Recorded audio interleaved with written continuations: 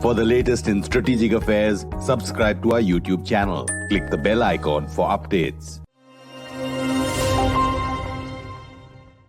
Hello and welcome to StratNewsGlobal. You are on our daily evening program, The Gist. I'm Nitin Gokhale.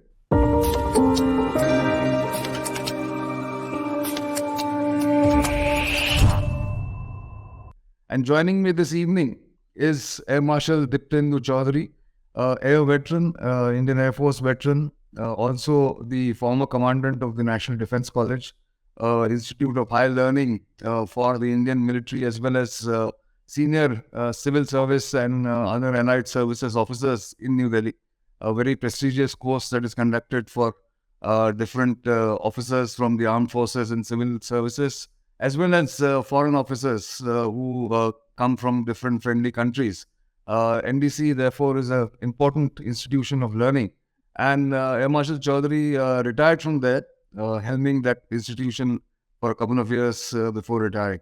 But today we are going to talk to him about the Indian Air Force's new Air Force Doctrine, which has been reiterated after its earlier two versions in the beginning of this century and beginning of last decade, and what it means for joint military strategy in India, as well as how the Indian Air Force is looking at its future wars and what its role is in future combats that India may be called to prosecute. Welcome to this program, Air Marshal Choudhary, and thank you for your time. Let me start with the most obvious question. Why this updated Air Force doctrine, and what does it entail? If you can give us some basic highlights of the doctrine, and then we can discuss other issues in it. Thank you very much, Nitin, for having me on this show. And it's a pleasure to be here with you. The Indian Air Force doctrine is nothing new. It's almost now 2.5 decades old, and it's on its third iteration. And it essentially is a statement of what the IAF is all about, its ethos, its concepts of wider concepts of operation, and where does it plug in into the entire national security and national interest construct. This doctrine, which has come out, is the basic doctrine of the Indian Air Force. And it is also an open document, which is put out in the common domain for the greater awareness of the security establishment, strategic community, the academia, the media, and also the aware citizens. The doctrine essentially lays down several interesting aspects. I mean, apart from its the whole construct of how it gets evolved, what you will appreciate is that air power, and in fact Churchill himself has said it is one of the most difficult of all powers to understand and let alone comprehend. And he said this way back in about 80 years ago. It's pretty much so even true today, in not only the world over, especially in the Indian context. And there are two reasons for this. One is fundamentally the rapid changes in technology, which changes the capability of air power, brings about changes in tactics, in strategies, and concepts of operations. So there's a need for the air forces all the world over to continuously keep adapting their doctrines. The second aspect is in India, given its historical continental threat, tends and even does so even now, tends to look at the larger national security from a largely surface perspective.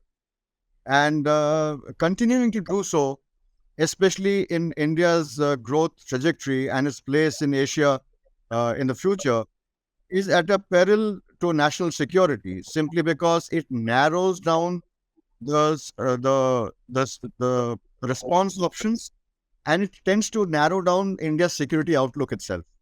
So that's why this doctrine is an effort, and a timely effort at that, to fit into the larger perspective of how the aerospace power fits into the national larger security construct, and will do so in the future. Yeah, indeed, you've actually encapsulated this whole document very well to begin with, because the last iteration of this was about a decade ago, and it was obviously needed to be updated. But also there is this new change scenario which the doctrine talks about, and you will be able to elaborate it further. The no war, no peace situation that prevails on India's borders. Even if they are land borders, the air power has proved to be lethal. It is proved to be, transformational in many ways. Even if you look at the last 4 or 5 years, I'm talking about the Balakot strike, and also how Air Force rapidly moved to Eastern Ladakh and to sort of send a message to the adversary that it's not easy to do what they wanted in Eastern Ladakh. So, in that sense, is this document a little more futuristic, more in the current context, more relevant than before, or this is a new element that has been added? How do you see that? Actually, Nitin, you're right on both counts. It brings in new elements as well, and it also looks at the transformed security construct in our region. Unlike the past, you will appreciate that with our hostile borders, and which flares up periodically, and the fact that we are in a country which is at the receiving end of state-sponsored terrorism. So India is in unique position where while we are at relative peace, but it is also interrupted by these two elements, which really takes away. You can't call it a classical peace anymore. Hence, the term "no war, no peace" sort of beautifully describes the circumstances. It's an uneasy peace, and how it makes a difference is that today, like the Air Force's one major fact we must bear in mind is that both our adversaries, who are our neighbors and with whom we share borders, have strong air forces. And China especially is increasingly uses Air Force as a larger instrument of larger national instrument to support its coercive foreign policy. And that's evident in the South China Sea, East China Sea, and over Taiwan as well. You will see we have seen increasing use of air power. In fact, it has even forced the US to move out of its long-range strategic bombers from Guam to its mainland, simply because of the threat which comes from the A2 AD, or the anti-access area denial, which is a construct of the PLAF's strategy in the region. So, in India's context, this no war, no peace is a new addition to the air strategy of the doctrine. In fact, the air strategy itself is a fresh new chapter, and it's fairly long, and it sort of covers the entire spectrum of conflict which India is likely to face in the future. Peace, war, and no war, no peace are covered in detail. And what is very interesting is the increased use of air power as a political instrument, its role in national security in a larger national context of interest, not always necessarily in national security, is something new. And like you mentioned, the Balakot strike, political signaling. These are aspects which the air power has been capable of and been used world over. And I'm glad India has now increasingly leveraging this aspect. On the issue of difference in the context is from the past is the fact that our threat, the earlier continental threat, which is still there, which has essentially in the past been sort of managed at a border-centric level, today has greater ramifications, because India's growth trajectory and with China's position in Asia, there are points of conflict in the future, and this is something which can't go away. And to continue to look at the Indian border perspective merely at a tactical level, as a manageable tactical level, will be a mistake in the future, because inevitably any large-scale conflict between two nations will be a conflict of two nations and not just two armies on the border. So hence the need for a larger holistic approach towards India's national security, unlike from the sort of continental or the maritime focused one of the past. Hence, air power will play a major role. And as you aptly brought out, Galwan was a classic example how rapidly air power built up. And China, I must tell you, was acutely aware and is acutely aware of the asymmetric advantage which Indian Air Force air power brings to the calculus here. And that is why you see the sudden rush in expanding its resources and infrastructure in the TAR. You will appreciate, and most strategic thinkers too, that China cannot sort of empty out its western and southern seaboards simply because that's his existential vulnerability.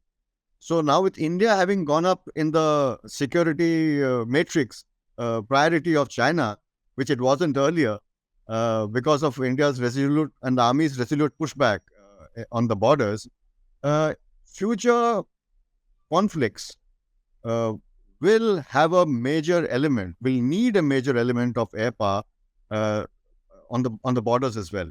So that is why it's so important now. Absolutely. In fact, that signaling was very evident in the period 2020, 2022, or even now, the rapid buildup of the Air Force along the Himalayan border. But also, I think this entire thing about how the concept of national security, the whole of nation approach that you spoke about, also flows from the new approach towards jointness, towards getting all the three armed forces together. I mean, we might talk about theaterization and all that, but that's still in the realm of, in the future planning.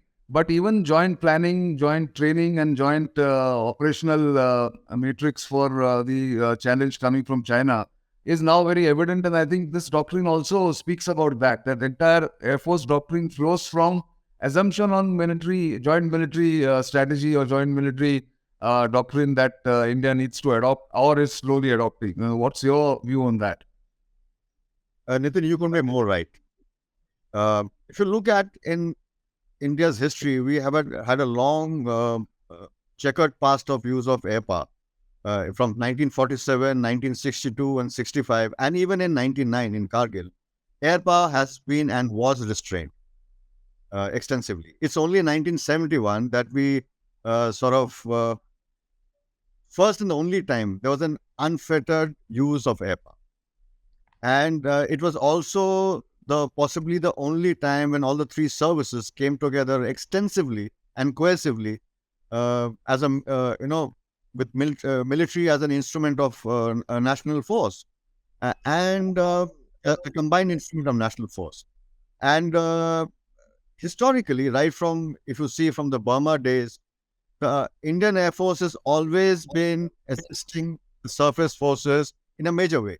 And that's simply because of the fact that the Indian Air Force fights with the Army and the Navy in the world over, and the reverse is not really true. So, in India's context, we find that today we can no longer see national security from a simple service-specific perspective. If anything, what has been underscored the world over in the recent years, and especially in a pre-COVID world, is a need to do things together and not to go it alone. And in India's security, the need for a comprehensive national power approach to India's security is sort of underpins this entire doctrine, and in fact is probably the silver thread which runs through all its operations. Very interestingly, the air strategy, which I mentioned about, flows directly, vertically down from a joint military strategy and is laterally interlinked with the armies and the navies, land and maritime strategies, which is enormous, which is something which has always been a part of IF's ethos, but it is now clearly laid down in the doctrine. And another interesting aspect is that the control of air, which is an aspect which has clearly emerged as a major necessity. And in fact, all militaries, joint forces world over are acutely aware of this. And this has been underscored. The absence of it has been underscored in the recent or the ongoing Ukraine war. That unless you have some degree of control of air power, and especially in the Indian context with two adversarial air forces which are fairly strong, we are in. You cannot really have warfare. We cannot even foresee any warfare or a conflict in the future in the Indian context. So this is where the doctrine beautifully weaves in uh, the fact you brought out about the joint military planning, which will obviously flow from the joint military strategy, and but it includes air force operations uh, very smoothly and synergistically into the whole war fighting construct of the nation.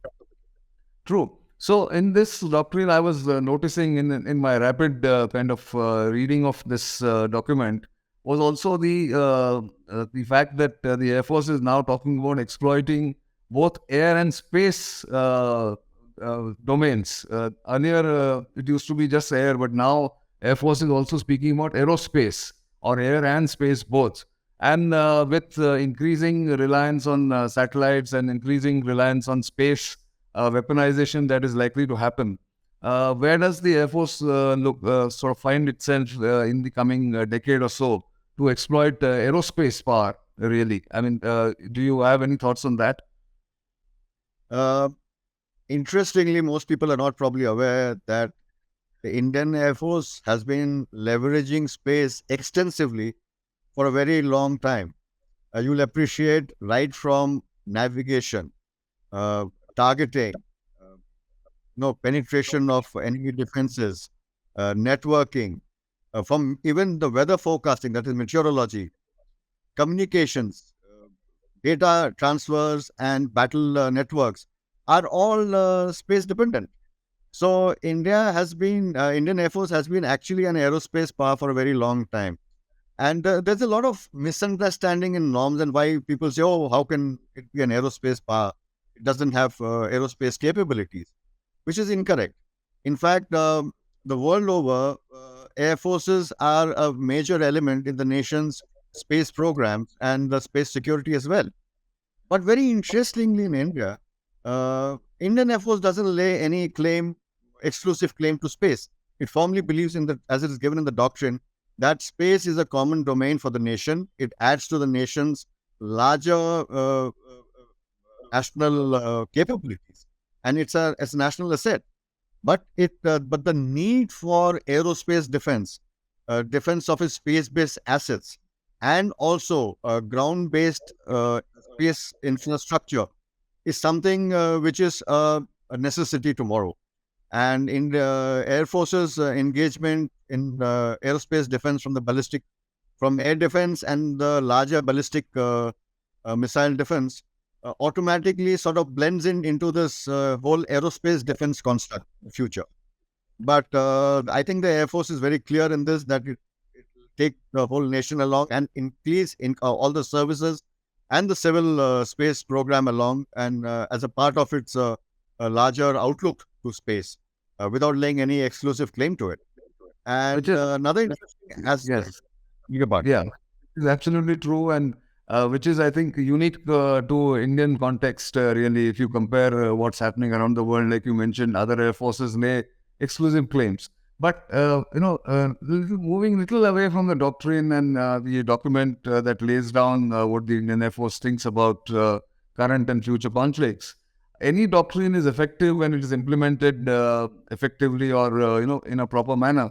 And to do that, the capability of the force needs to be up to date. It needs to be enhanced. And in that context, there is a worry even outside the Indian Air Force, and I'm sure the Indian Air Force is seized with it. You've been a very senior officer in the Indian Air Force.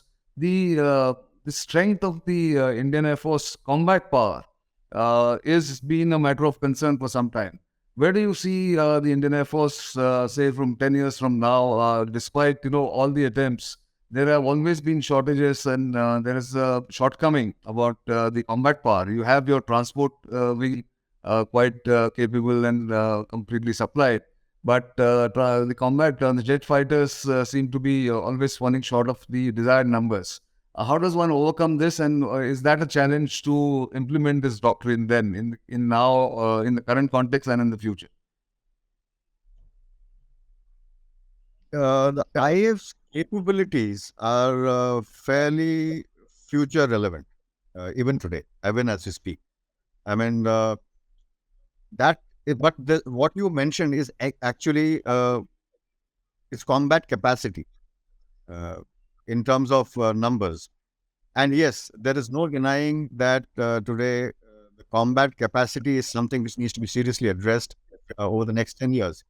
But the doctrine doesn't really look at service-specific inventories and numbers. It talks about how the capabilities can be translated into the nation's interest and nation's security in the ways and means it can be exploited. So the doctrine effectively is effective as of now, as we speak. But like you mentioned, our future security environment in the region and the fact that it has become a multi-domain threat construct most certainly needs greater capacity in the future. Now, capacity building is something which will take time, and this is something we have reached what we call probably a phase of at the nadir of our aerospace capabilities. But the only assuring fact is that I think the whole security establishment, the government, the nation itself is acutely aware of this shortage. But we are struggling with the ways and means how to fill this gap. Unfortunately, we can't pick up fighter squadrons overnight in large numbers. So this will remain a challenge. But here the challenge has to be overcome by, I think, a very balanced and a forward-thinking approach of fostering the indigenous capabilities of Atmanirbharta and India's fairly robust aircraft defense industry by encouraging it much more and sort of jump-starting it to act and move faster. But it will most certainly, from my personal perspective, will need an additional, probably a government-to-government approach to, bring about a little more accretion very swiftly, especially for those 114 aircraft that everyone keeps talking about, and the earliest. So a mix of that is something what we need. For our immediate needs to fill the gaps, is to get into this sort of a government-to-government program with whoever the government or the nation deems fit, and the platforms which meets the IF's requirements. If we do that and simultaneously boost and bolster our indigenous capability, I think we have a long-term plan in hand. But that is something which will need a whole lot of wherewithal, planning, and execution, and the will to do it. And a sustained, yes, exactly, sustained willpower, both militarily and politically or bureaucratically. That is the need of the hour. And I'm sure everybody sees of the matter, sees of the seriousness.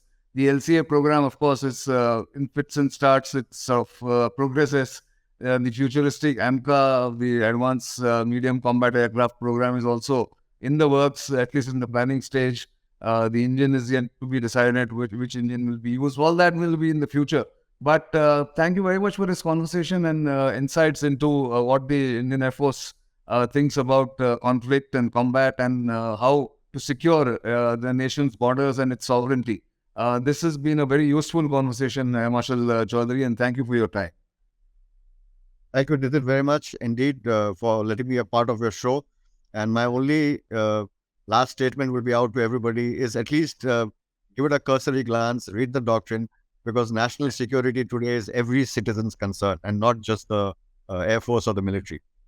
Absolutely. I think we need more aware citizens, more empowered citizens to understand, which sort of then blends with the national aims and objectives. Thank you very much once again. Pleasure indeed.